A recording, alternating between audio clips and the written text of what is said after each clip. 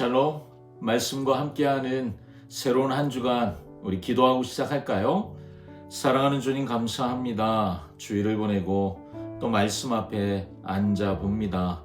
우리에게 말씀으로 가르치시는 그 성실하고 신실하신 주님을 오늘도 기대합니다.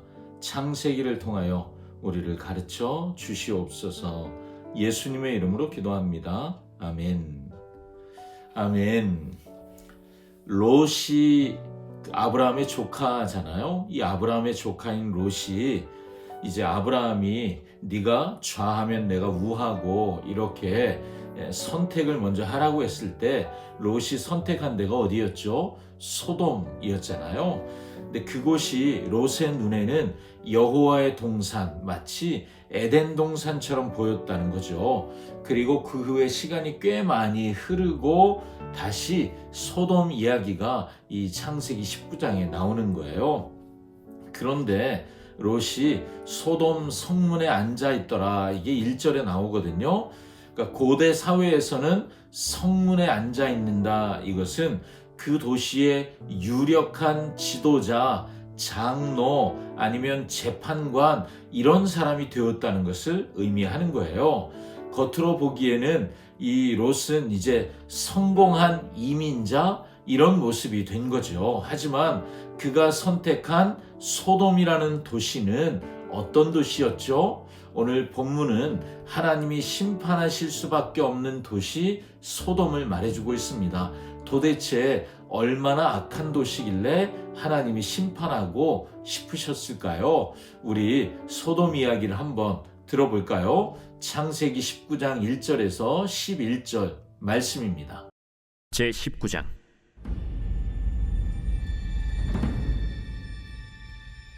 저녁 때 그 두 천사가 소돔에 이르니 마침 롯이 소돔 성문에 앉아 있다가 그들을 보고 일어나 영접하고 땅에 엎드려 절하며 내 주여, 돌이켜 종의 집으로 들어와 발을 씻고 주무시고 일찍이 일어나 갈 길을 가소서. 아니라 우리가 거리에서 밤을 새우리라. 롯이 간청함에 그제서야 돌이켜 그 집으로 들어오는지라. 롯이 그들을 위하여 식탁을 베풀고 무교병을 구우니 그들이 먹으니라. 그들이 눕기 전에 그 성사람 곧 소돔 백성들이 노소를 막론하고 원근에서 다 모여 그 집을 에워싸고 롯을 부르고 그에게 이르되 오늘 밤에 내게 온 사람들이 어디 있느냐? 이끌어내라. 우리가 그들을 상관하리라. 롯이 문 밖에 무리에게로 나가서 뒤로 문을 닫고 청하노니 내 형제들아, 이런 악을 행하지 말라. 내게 남자를 가까이 하지 아니한 두 딸이 있노라. 청하건대 내가 그들을 너희에게로 이끌어내리니 너희 눈에 좋을 대로 그들에게 행하고 이 사람들을 내 집에 들어왔은즉 이 사람들에게는 아무 일도 저지르지 말라. 너는 물러나라. 이자가 들어와서 거류하면서 우리의 법관이 되려 하는도다. 이제 우리가 그들보다 너를 더 해하리라. 하고 롯을 밀치며 가까이 가서 그 문을 부수려고 하는지라. 그 사람들이 손을 내밀어 롯을 집으로 끌어들이고 문을 닫고 문 밖에 무리를 대소를 막론하고 그 눈을 어둡게 하니 그들이 문을 찾느라고 헤매었더라. 아멘.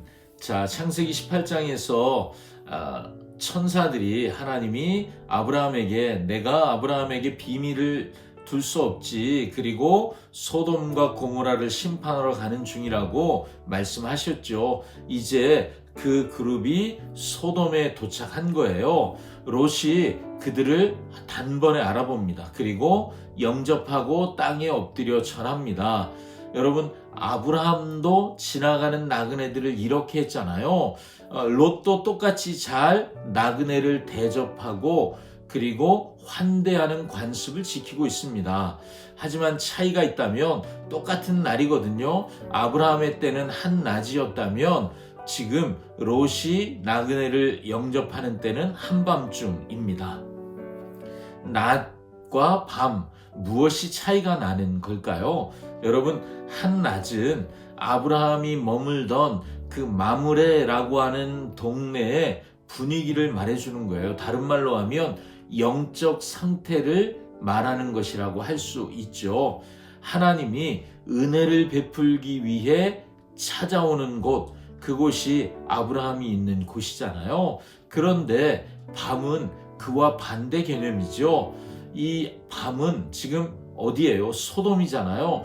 죄악이 가득한 도시 소돔의 상태, 그 영적 상태를 밤이라고 보여주고 있는 거죠. 아무리 롯이 성공한 것처럼 보여도 그의 영적 상태도 이 밤과 같은 상태라는 것입니다. 하나님이 똑같이 찾아가시지만 아브라함에게는 은혜를 베풀기 위해 찾아가신다면 롯이 있는 소돔은 심판하기 위해 찾아가시지요. 여러분, 낮과 밤 우리는 어디에 있어야 할까요? 너무 명확하죠? 자, 그 밤에 소돔의 실체가 더 분명하게 드러나는 사건이 있습니다. 4절을 보시죠. 소돔 백성들이 노소를 막론하고 원근에서 다 모여 그 집을 에워싸고, 여러분, 소돔의 일부 불량한 사람들, 난폭한 사람들만 몇 사람이 지금 롯의 집으로 찾아와 행패를 부리는 게 아니에요. 노소를 막론하고 늙은이와 젊은이, 어린아이까지 도시 전체가 죄에 미쳐 있다는 거죠. 그들의 요구가 더 충격적입니다. 5절에 보면 이끌어내라. 지금 천사들이 들어갔잖아요. 이끌어내라. 우리가 그들을 상관하리라. 이렇게 말해요. 여기서 상관하다, 이게 히브리어로 야다 이런 뜻이거든요. 여러분, 이 말은 성적인 관계를 갖겠다 이런 뜻이에요. 즉 나그네들을 집단으로 이 몰려와서 우리가 성폭행하겠다, 지금 그렇게 말하고 있는 거죠. 여러분, 환대해야 하잖아요. 나그네를 환대하고 접대하고 안전하게 쉴 수 있게 해줘야 되는데, 그런 나그네를 폭력의 대상으로 삼는 것, 이것이 이미 고대 사회에 나그네는 환대하는 거였거든요. 근데 그 규칙을 깨트리고 하나님의 형상인 사람을 짓밟고 있는 모습, 이게 소돔의 모습인 것입니다. 여러분, 이건 그냥 동성애의 죄다, 이걸 뛰어넘는 거예요. 지금 소돔이라고 하는 도시는 하나님의 형상인 인간을 환대하기보다 폭력을 행사하고 음란한 짓을 하고, 그리고 죄를 서슴지 않고 있지요. 소돔의 본질이에요. 죄악이 이렇습니다. 죄는 본질적으로 폭력적이에요. 그리고 죄는 선을 넘어가게 만듭니다. 점점 그 모습이 소돔에서 드러나고 있습니다. 자, 롯이요, 급하니까 문을 닫고 나가서 말합니다. 문 앞에 서서 문을 등지고 있었겠죠. 내 형제들아, 이런 악을 행하지 말아라. 자, 여러분, 왜 이러십니까? 이렇게 하지 마십시오. 그리고 제안을 하는 거예요. 그런데 믿기 힘든 제안을 하지요. 8절에 보니까 내게 남자를 가까이 하지 아니한 딸이 둘이 있는데 너희 눈에 좋을 대로 내 딸들에게 행하고 이 손님들은 건드리지 말아라. 자, 여러분, 롯이 손님을 보호하려고 이 말을 했겠지요. 그렇지만 자신의 딸들을 내어주겠다는 거잖아요. 롯의 윤리의식, 롯의 생각의 기준도 이미 소돔의 죄악에 물들어가고 있어서 마비된 상태이구나 하는 것을 우리가 보게 됩니다. 여러분, 죄 가운데 살잖아요. 죄 가운데 살면서 바른 분별력을 갖고 살 수 있다. 우리는 때때로 자신만만하죠. 아마 롯도 그렇지 않았을까요? 그런데 죄 가운데 살게 되니까요, 바른 분별력을 자꾸 놓치게 되는 겁니다. 그게 얼마나 어려운 일인지 롯이 지금 보여주고 있어요. 롯은 이미 죄에 마비되었습니다. 그 도시에 살면서 죄의 흔적에 마비되었어요. 분별력을 잃어버렸다는 것이죠. 소돔 사람들이요, 롯의 제안을 거절합니다. 이렇게 말해요. 내가 우리의 법관이 되려고 하냐? 자, 여러분, 롯을 밀쳐버리고 문을 부수려고 합니다. 롯이 1절에 성문에 앉아 있었다고 했잖아요. 그건 롯이 그 도시의 지도자, 재판관 역할을 할 만한 지도자가 되었다고 생각할 만한 자리에 올라간 거예요. 그런데 지금 이 모습을 보면 아무 영향력 없는 무력한 존재이구나 하는 것이 드러나는 거죠. 결국 천사들이 손을 내밀어서 롯을 집 안으로 끌어들입니다. 그리고 그렇게 행패 부리던 무리들의 눈을 어둡게 함으로 상황을 끝내버리게 만들지요. 구원은 롯의 협상력에서 온 게 아니잖아요. 롯이 말을 잘해서, 롯이 그 도시에서 존경받는 사람이어서 그의 말이 먹혀들어서 협상이 된 것이 아니에요. 하나님의 전적인 개입이 롯의 생명을 건져낸 것입니다. 소돔의 사람들은 자기 욕망을 채우기 위해서 뭐든지 하는 거예요. 나그네가 들어간 집에 문도 부수고 있습니다. 여러분, 이것이 죄악의 실체라는 거죠. 얼마나 집요하고 폭력적인지 우리가 보게 되잖아요. 예수님 당시에도 보면 예수님이 이 땅에 계셔서 예수님은 아무 죄가 없으셨잖아요. 그런데 사람들이 빌라도 앞에서 뭐라고 외쳤습니까? 예수님을 십자가에 못 박으라고 소리를 지르며 고함을 질렀습니다. 빌라도의 법정을 에워쌌고 빌라도는 총독인데도 사람들의 말을 들어주어야 할 정도로 폭력적이었다는 거죠. 죄는요, 거룩한 것을 파괴합니다.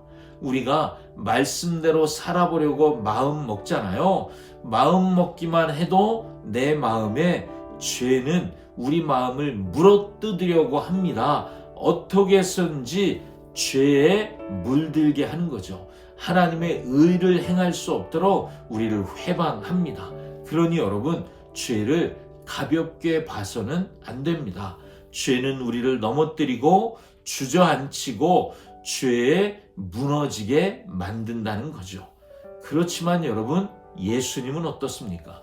예수님은 사람들의 무지한 말들, 폭력적인 말, 고함 소리에 예수님도 넘어간 것처럼 그 순간엔 보였습니다.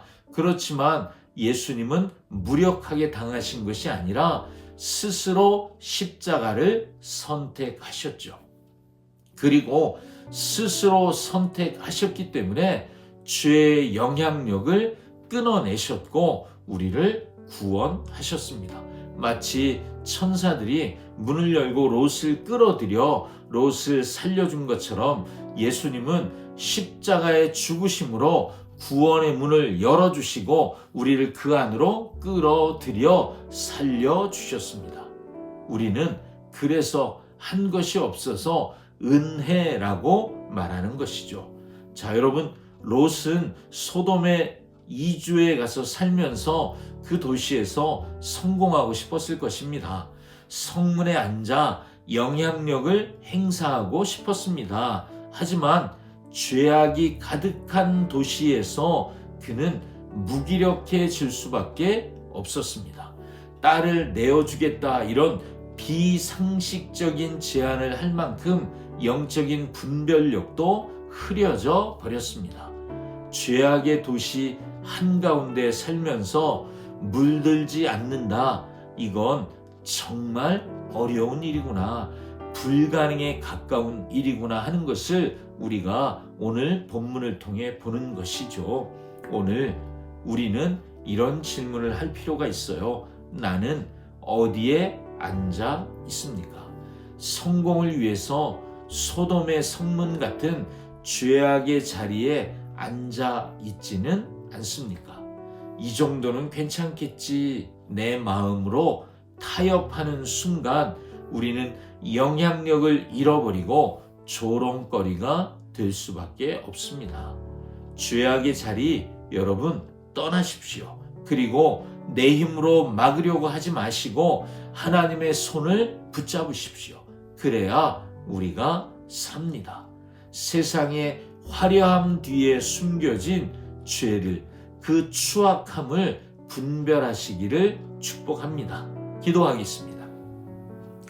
사랑하는 주님, 화려해 보이지만 썩어 냄새나는 소돔의 실체를 오늘 우리가 말씀을 통해 봅니다. 성공을 위해 죄악의 자리에서 적당히 타협했던 롯의 무력함도 보게 됩니다. 주님, 우리도 똑같이 죄와 타협했고 적당히 지나가려고 했던 자인 것을 고백합니다. 우리의 죄를 회개하오니 주님 용서하여 주시옵소서. 죄악 가득한 세상에서 거룩한 분별력을 가지고 빛과 소금으로 살아내도록 성령 하나님 오늘도 우리를 도와 주시옵소서. 예수님의 이름으로 기도합니다. 아멘. 아멘. 이 한 주간 말씀과 함께 죄를 끊어내고 하나님의 말씀에 붙어 있는 그런 한 주간 되시기를 축복합니다. 샬롬.